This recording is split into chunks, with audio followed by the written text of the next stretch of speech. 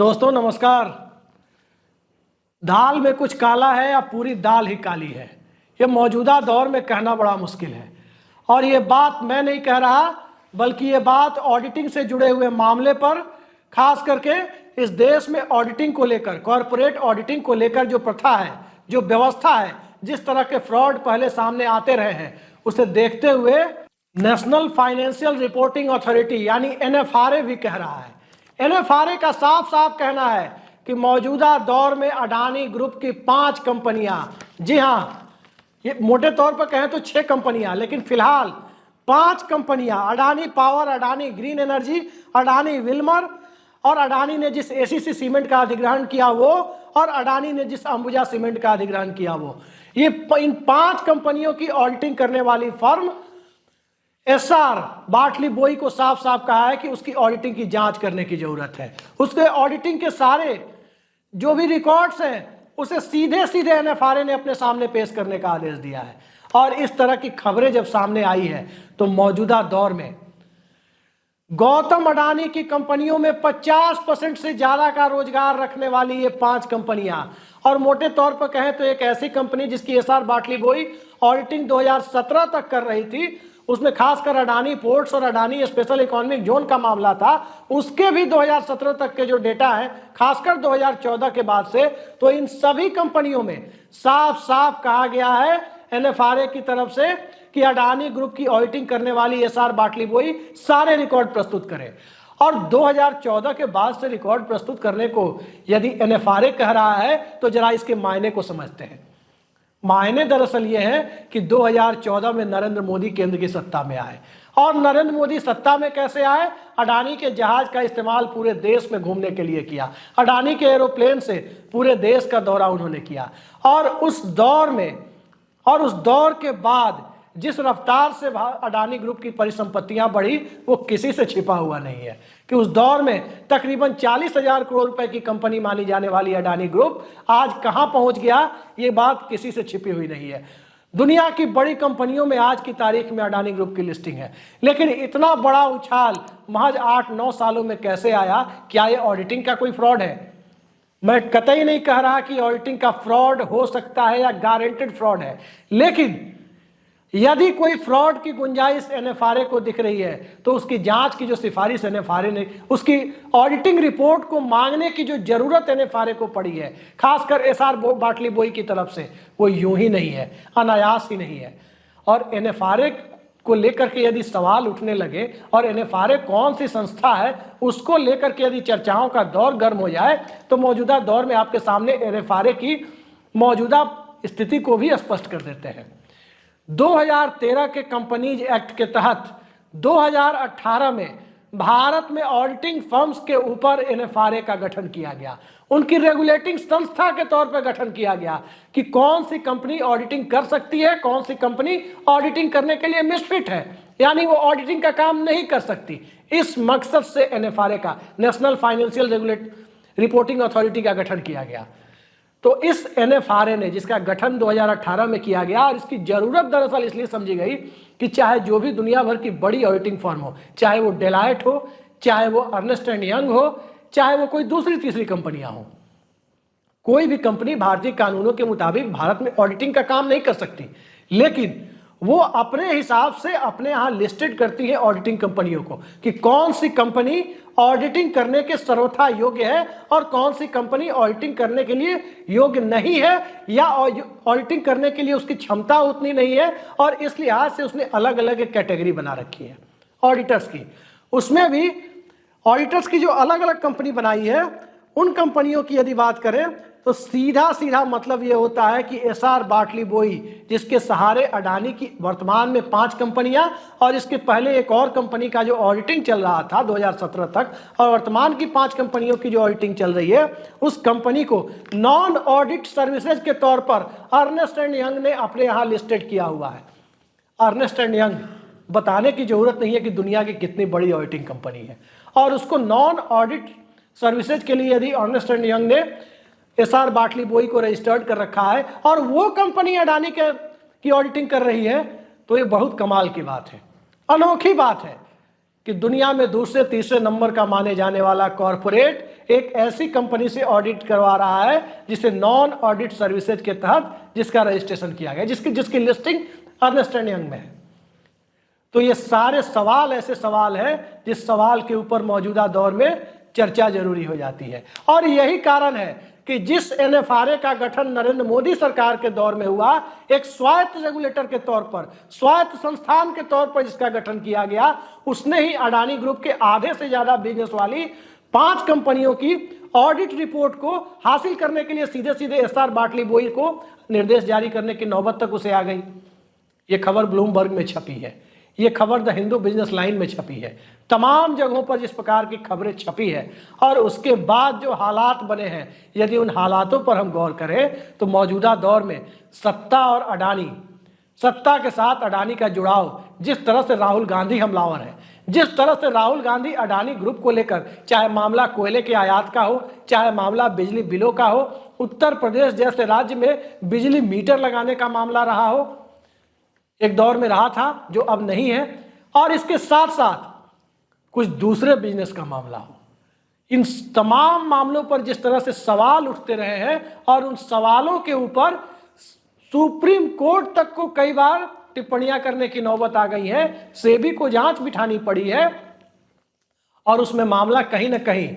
उसी तरह का घूमता दिखाई दे रहा है जिस तरह का मामला एक दौर में रामलिंगा राजू के ऑडिट फ्रॉड को लेकर हुआ था।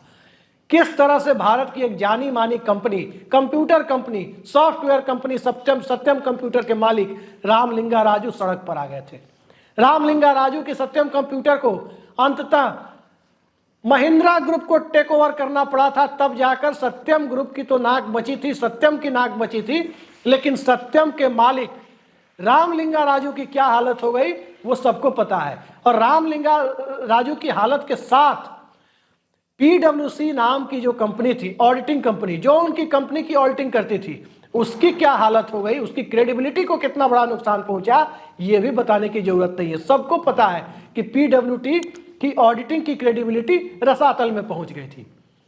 लेकिन मौजूदा दौर में अडानी ग्रुप इन तमाम बातों को खारिज कर रहा है। एसआर बाटली बोई ऑडिटिंग ग्रुप तमाम बातों को खारिज कर रहा है, और साफ साफ अडानी ग्रुप कहता है कि एसआर बाटली बोई यानी जो उसकी ऑडिटिंग करते हैं वो ऑडिटिंग की जानी मानी संस्था है, जबकि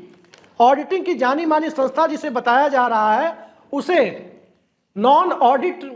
सर्विसेज के तौर पर ही अर्नेस्ट एंड यंग ने अपने यहाँ लिस्टेड कर रखा है। और बात इतनी ही नहीं है, 25 जनवरी को जब हिंडनबर्ग ने खुलासा किया अडानी ग्रुप के बारे में, उस खुलासे के दरमियान हिंडनबर्ग ने एक बात और कही थी। हिंडनबर्ग ने दरअसल उस दौर में कहा था कि टोटल गैस जो अडानी की कंपनी है और उसकी ऑडिटिंग करने वाली जो कंपनी है, auditing company Shah Dhandharia and company, वो अडानी ग्रुप के टोटल गैस की कंपनी की विशालता को देखते हुए, उसके बड़े आकार को देखते हुए एक बेहद छोटी कंपनी है। शाह ढांडरिया एक कंपनी जो ऑडिटिंग कंपनी है वो टोटल गैस की ऑडिटिंग के लायक नहीं है, ये हिंडनबर्ग ने भी माना था। लेकिन उस वक्त भी अडानी ग्रुप ने तमाम दावों को खारिज किया था। बावजूद इसके उसके कुछ दिनों बाद टोटल गैस की ऑडिटिंग का मामला शाह ढांडरिया एंड कंपनी से अडानी ग्रुप ने वापस ले लिया और वो ऑडिटिंग का काम वाकर चंडियोक एंड कंपनी को दिया गया।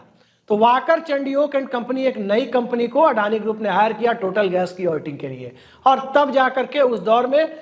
आरोपों को, हिंडनबर्ग के आरोपों को खारिज करने के बाद अपने ऑडिटर को बदलने पर मजबूर हुई थी। लेकिन अब जो स्थिति है, आज की तारीख में अडानी ग्रुप के ऊपर जितने तरह के सवाल हैं, उनकी 5 कंपनियों जिससे आधे से ज्यादा अडानी ग्रुप की कमाई होती है, आधे से ज्यादा अडानी ग्रुप का एसेट इन 5 कंपनियों में है, और उसमें भी 2017 तक का मामला जोड़ ले तो उसमें पोर्ट का मामला, स्पेशल इकोनॉमिक जोन का मामला भी जोड़ दे तो ज्यादा बड़ा हो जाता है। तो इसकी ऑडिटिंग के लिए एनएफआरए लिख रहा है, तो मामला यूं ही नहीं है, मामला इसके पीछे बहुत बड़ा हो सकता है। क्योंकि कहीं ना कहीं ये लिखने की जरूरत एनएफआरए को तभी आई है जब मौजूदा दौर में सत्ता के साथ साथ कॉरपोरेट के संबंधों के ऊपर एक अलग तरह का विमर्श इस देश में चल रहा है, एक अलग तरह की बहस इस देश में चल रही है कि क्या वाकई 140 करोड़ से ज्यादा लोगों के इस देश को क्या चंद कॉरपोरेट उसकी नीतियां तय करेंगे? क्या उनके नियंत्रण में पूरा देश होगा? क्या उनके नियंत्रण में हाईवेज से लेकर वाटरवेज तक और उसके साथ साथ रेलवे से लेकर ब्रॉडबैंड वेज तक तमाम चीजें धीरे धीरे उनके हाथ में चली जाएंगी। क्या बैंकों से लेकर एलआईसी का पैसा उनके शेयर को बचाने के लिए झोंका जाएगा? क्या एलआईसी के पैसे को शेयर मार्केट में इसके लिए आम लोगों की गाड़ी कमाई का पैसा जो एलआईसी में लगा है उसका इस्तेमाल इसलिए होगा कि अडानी ग्रुप के शेयरों को गिरने से बचाया जा सके? ये तमाम आरोप समय समय पर लगते रहे और भारत सरकार और भारतीय जनता पार्टी जिस प्रकार से जैसे ही कोई व्यक्ति, वैसे ही कोई राजनीतिक दल या राजनीतिक नेता अडानी के ऊपर सवाल उठाता है, येन केन प्रकार कोई दूसरा तीसरा मामला सामने लाकर उसे घेरने की कवायद होती है। कुछ पत्रकार और कुछ विपक्ष के लोग तो गोदी सेठ जैसे शब्दों का भी इस्तेमाल करते हैं। और क्या गोदी सेठ को बचाने के लिए सरकार इस हद तक आगे चली गई है कि अब चाहे राहुल गांधी सवाल उठाएंगे तो सवाल उठाने के बदले कोई दूसरा मामला मानहानि का खोल दिया जाएगा और उसमें उनको सजा दिला दी जाएगी, उनकी संसद सदस्यता खत्म कर दी जाएगी। महुआ मोइत्रा सवाल उठाएंगी तो क्या उनको हीरानंदानी के साथ जोड़ दिया जाएगा? और इसके साथ साथ संजय सिंह सदन में प्रधानमंत्री नरेंद्र मोदी और अडानी के रिश्तों को लेकर नारा लगाते हुए नजर आएंगे तो क्या उनकी सदस्यता से निलंबित भी किया जाएगा? और इसके साथ साथ निलंबन के साथ साथ उन्हें ईडी अंदर भी लेके चली जाएगी, उन्हें जेल की हवा भी खिला देगी। डेरेक ओब्रायन जैसे सांसद, मुखर सांसद राज्यसभा के, जो अडानी पे सवाल उठाएंगे तो क्या इस सवाल उठाने के बदले में उन्हें भी निलंबन झेलना पड़ेगा? वो तमाम ऐसे सवाल हैं, तमाम इस प्रकार के सवाल हैं जिन सवालों को लेकर अलग अलग तरह की चीजें मौजूदा दौर में चल रही है। व्यवस्था इस कदर कॉरपोरेट के चंगुल में जाती हुई दिखाई दे रही है जिसमें साफ सुथरी ऑडिटिंग की मांग करना भी कुछ लोगों की नजर में यदि देश विरोधी कृत्य हो जाए तो आप अंदाजा लगा सकते हैं कि राष्ट्र का मतलब कुछ लोगों ने कुछ खास कॉरपोरेट को समझ लिया है। देश के नाम पर शपथ लेने वाले कुछ लोग खास तौर पर कुछ खास कॉरपोरेट के समर्थन में दिखाई देने के लिए इस कदर उतावले हैं कि उनका अपना पूर्व का कॉरपोरेट नौकरी का इतिहास, कॉरपोरेट में ऊंचे पदों पर बैठने का इतिहास, एक सांसद के तौर पर जो उनकी मौजूदा भूमिका है उससे इस कदर ऊपर चला जाता है कि कहीं ना कहीं सत्ता बचाने से ज्यादा सत्ता के कॉरपोरेट मित्र को बचाना ये बड़ा सवाल हो जाता है। लेकिन जनता के बीच इस दौर में अडानी और मोदी के रिश्तों को लेकर तरह तरह के सवाल जब उठेंगे और सवाल उठने शुरू हो गए हैं तो सवाल उठने के इस दौर में जनता निश्चित तौर पर अपेक्षा करती है, इस देश का बुद्धिजीवी तबका, पढ़े लिखे लोगों का तबका, यहाँ तक कि जिन लोगों के भी मन में इस बात को लेकर डाउट है, इस बात को लेकर आशंकाएं हैं, वो तमाम लोग इस पर एक साफ सुथरी और निष्पक्ष ऑडिट रिपोर्ट की प्रतीक्षा जरूर करेंगे। लेकिन साफ सुथरी और ऑडिट रिपोर्ट की प्रतीक्षा मौजूदा दौर में क्या आपको लगता है कि एनएफआरए ने रिपोर्ट मांग ली और क्या एसआर बोटलीबाई जो संस्था है जो ऑडिट करने वाली, जिसने अडानी की 5 कंपनियों की ऑडिट की है, क्या उसे वो रिपोर्ट दे पाने में सक्षम होगी? और क्या वो रिपोर्ट मांगने के बावजूद एनएफआरए को रिपोर्ट दी जाएगी? उस ऑडिट रिपोर्ट को खासकर 2014 से ही सवाल तो बड़ा यही उठता है कि 2014 के बाद से ही अडानी ग्रुप की 5 कंपनियों के मामले में एनएफआरए ने रिपोर्ट क्यों मांगी? ये सवाल बड़ा है कि आखिर 2014 के बाद से ही क्यों मांगी? तो इसका सीधा सीधा अर्थ यह है कि 2014 के बाद से अडानी ग्रुप ने जिस प्रकार की तरक्की की है और उस तरक्की को क्या वाकई उसकी निष्पक्ष तरीके से ऑडिटिंग हुई है? क्या वाकई एक बेहद साफ सुथरे बिजनेस के तहत इस तरह की ऑडिटिंग की खबरें आई है? ये तमाम सवाल उस दौर में बड़े हो जाते हैं जिस दौर में इंडोनेशिया से चला हुआ कोयला भारत आते आते उसकी कीमत कुछ और हो जाती है, कोई दूसरे देशों से चले हुए कोयले की कीमत कुछ और हो जाती है। और इन सब के बीच मौजूदा दौर में सिस्टम एक कॉरपोरेट के पक्ष में इतना अंधा हो जाता है कि 3 कृषि कानून, विवादास्पद कृषि कानून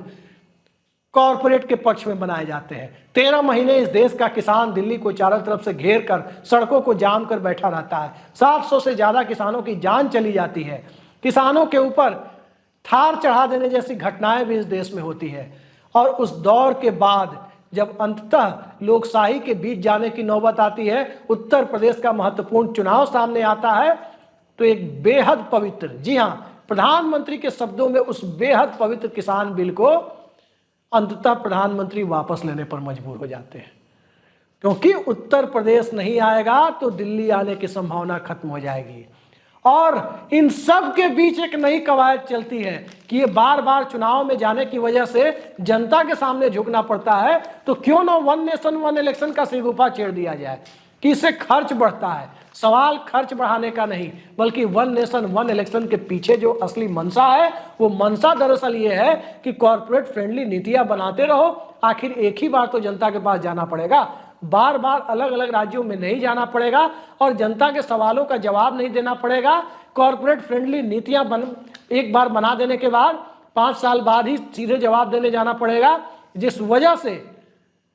कॉर्पोरेट का धंधा भी चलता रहेगा और आम आदमी की खेती, आम आदमी की से जुड़ी हुई संस्थाएं सीधे सीधे कभी एसेट मोनेटाइजेशन के नाम पर तो कभी विनिवेश के नाम पर कॉर्पोरेट के हवाले की जाती रहेंगी। लेकिन मुद्दा आज दूसरा है, मुद्दा ऑडिटिंग का है। और ऑडिटिंग इस देश में कितनी बड़ी समस्या है, इस बात का अंदाजा इसी से लगाया जा सकता है कि कोई इंटरनेशनल क्रेडिबल ऑडिटर को भारत के कानूनों के तहत ऑडिटिंग की अनुमति नहीं है। वो अपने यहाँ रजिस्टर्ड करती है, कुछ संस्थाओं को अपने यहाँ लिस्टेड करती है कि अमुक अमुक ऑडिटर भारत में ठीक ठाक है, और उससे ये लोग ऑडिटिंग कराते हैं।